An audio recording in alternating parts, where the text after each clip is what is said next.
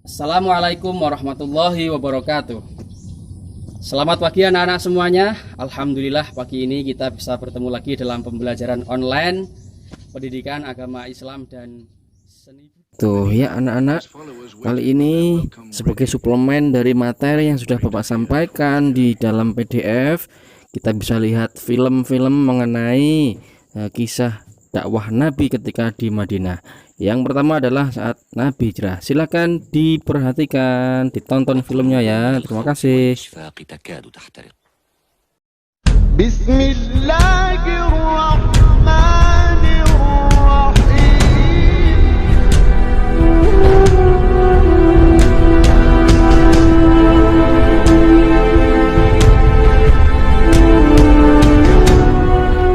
Assalamualaikum warahmatullahi wabarakatuh. Begitu terdengar keberangkatan Rasulullah SAW berhijrah dari Mekah menuju Madinah, maka kaum Ansor keluar dari ke rumah-rumah untuk menunggu kedatangan Rasulullah. Mereka menunggu kedatangan Nabi SAW setiap hari pada pagi hari. Jika panas sudah terik, mereka pun kembali pulang ke rumah masing-masing. Demikian Imam Bukhari rahimakumullah, Ibnu Ishaq, Al-Hakim dan ulama lainnya meriwayatkan. Dan seperti biasanya, hari Senin 12 Rabiul Awal tahun ke-14 kenabian, kaum Ansor keluar menunggu kedatangan Rasulullah SAW. Ketika panas sudah terik, mereka pun kembali ke rumah masing-masing. Saat itu, ada seorang Yahudi sedang naik di salah satu bangunan yang tinggi di Madinah untuk suatu keperluan. Seketika itu ia melihat Rasulullah SAW dan sahabatnya, maka dia pun berseru, "Wahai orang-orang Arab, inilah kakak kalian yang kalian tunggu." Sehingga sontak kaum muslimin yang mendengar seruan orang Yahudi itu bangkit mengambil senjata mereka, menyongsong kedatangan Rasulullah SAW di tempat mereka yang merupakan daerah bebatuan. Suara riuh dan takbir menggema di Bani Amr bin Auf. Kaum muslimin merasa sangat bahagia dan bersukacita dengan kedatangan Rasulullah SAW. Mereka menyambut dan menghormati sebagaimana seorang nabi. Sebagian kaum muslimin yang belum pernah berjumpa dengan Rasulullah SAW menghormati Abu Bakar sebagaimana menghormati Nabi SAW, karena mengira dialah Nabi yang dimaksud. Ketika panas kian terik, Abu Bakar rahimakumullah berdiri dan Rasulullah SAW berteduh pada selendang Abu Bakar rahimakumullah. Sehingga kaum muslimin pun mengerti mana Rasulullah SAW. Mereka pun berkumpul di sekitar Rasulullah dan mengerumuninya. Nampak ketenangan menaungi mereka. Dan saat itu turun wahyu kepada beliau SAW yang artinya, "Maka sesungguhnya Allah adalah pelindungnya." Dan begitu pula Jibril dan orang-orang mukmin yang baik. Dan selain itu, malaikat-malaikat adalah penolongnya pula. Al-Quran Surat At-Tahrim ayat 4. Kaum wanita dan para budak berseru menyambut kedatangan Nabi SAW. Muhammad SAW telah datang, Rasulullah SAW datang, Allahu Akbar, Muhammad datang. Abu Darda rahimakumullah salah satu yang menyaksikan peristiwa ini dan mengisahkan, "Aku tidak pernah melihat penduduk Madinah lebih bergembira dengan sewaktu sebagaimana kegembiraan mereka dengan kedatangan Rasulullah SAW." Hadis riwayat Al-Bukhari. Kemudian beliau SAW berjalan dan singgah di Quba, di daerah Bani Amr bin Auf. Di daerah itu beliau SAW tinggal selama 14 hari dan mendirikan masjid pertama setelah hijrah, yaitu biasa disebut dengan Masjid Quba.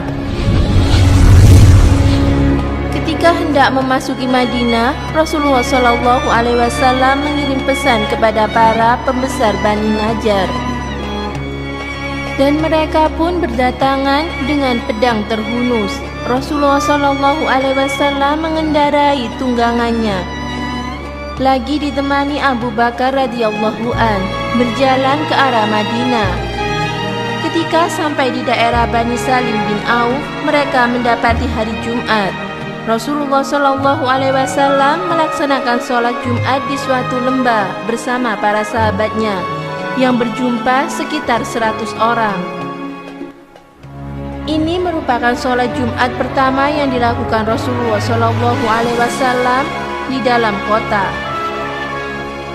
Setelah menunaikan sholat Jumat, Rasulullah Shallallahu Alaihi Wasallam dan para sahabatnya memasuki Madinah dalam suasana penuh gembira. Tidak ada satupun rumah yang dilalui Rasulullah Shallallahu Alaihi Wasallam kecuali penghuninya memegang tali kengkang tunggangannya dan berharap beliau Shallallahu Alaihi Wasallam tinggal bersama mereka. Tetapi Rasulullah Shallallahu Alaihi Wasallam berkata, "Biarkanlah ia berjalan, karena sesungguhnya dia ada yang membunuhnya."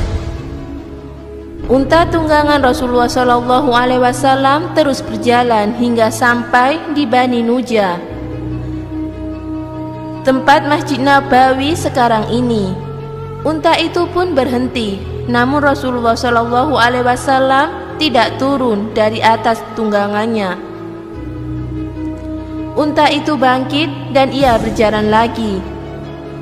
Tidak beberapa lama, unta tunggangan Rasulullah Shallallahu Alaihi Wasallam menoleh dan kembali ke tempat pemberhentian yang pertama, yaitu di daerah Bani Nujah, tempat di depan rumah Abu Ayyub Al-Ansari.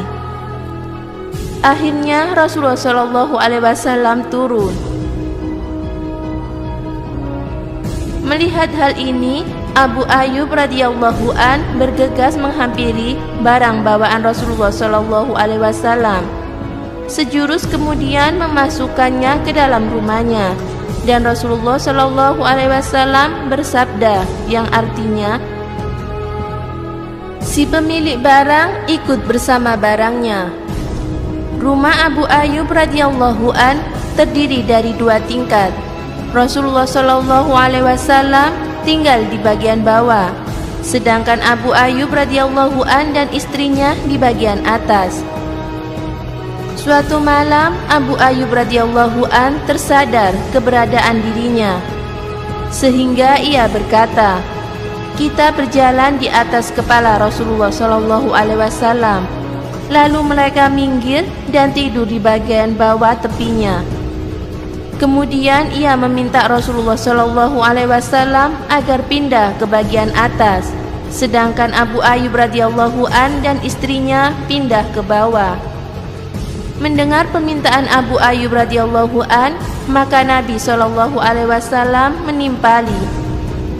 Di bagian bawah lebih mudah, tetapi Abu Ayyub radhiyallahu an menjawab, "Saya tidak akan menaiki suatu atap sedangkan engkau berada di bawahnya."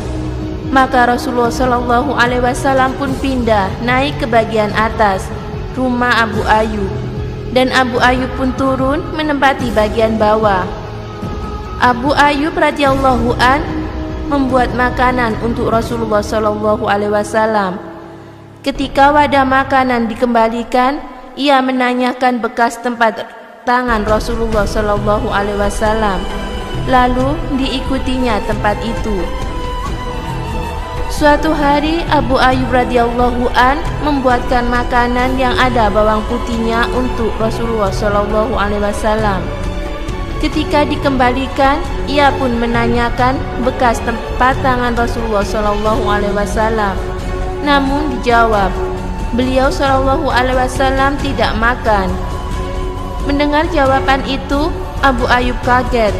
Lalu ia naik menuju Rasulullah Shallallahu Alaihi Wasallam dan berkata, "Apakah bawang itu haram?" Nabi Shallallahu Alaihi Wasallam menjawab, "Tidak, tapi aku tidak menyukainya." Maka Abu Ayyub radhiyallahu an, "Aku membenci apa yang engkau benci." Dari riwayat lain diceritakan ketika Abu Ayyub radhiyallahu an masih tinggal di atas Rasulullah Shallallahu alaihi wasallam. Suatu hari wadah air milik Abu Ayyub radhiyallahu an pecah. Maka ia segera mengeringkan dengan selimut miliknya yang hanya satu-satunya dan biasa dipakai untuk berselimut. Abu Ayyub radhiyallahu an khawatir jika air akan menetesi Rasulullah Shallallahu alaihi wasallam sehingga bisa mengganggunya. Ada yang meriwayatkan Abu Ayyub meminta kepada Rasulullah Shallallahu alaihi wasallam pindah ke bagian atas lantaran peristiwa ini. Dan Rasulullah Shallallahu alaihi wasallam memenuhi perintahnya. Sedangkan yang tertera dalam riwayat Imam Muslim dan Ahmad membahasnya, yang menjadi penyebabnya ialah Abu Ayyub merasa tidak enak berada di bagian atas Rasulullah Shallallahu alaihi wasallam. Riwayat inilah yang lebih benar. Demikian Rasulullah Shallallahu alaihi wasallam tinggal sementara bersama Abu Ayyub, sedangkan Abu Bakar radhiyallahu an tinggal bersama Habib. Ada yang mengatakan Hubaib bin Yasaf, ada pula yang mengatakan Abu Bakar radhiyallahu an tinggal bersama Harijah bin Zaid. Wallahu a'lam bishawab. Baik, demikianlah materi kita kali ini. Nanti kita bisa lanjutkan pada part selanjutnya ya. Terima kasih. Assalamualaikum warahmatullahi wabarakatuh.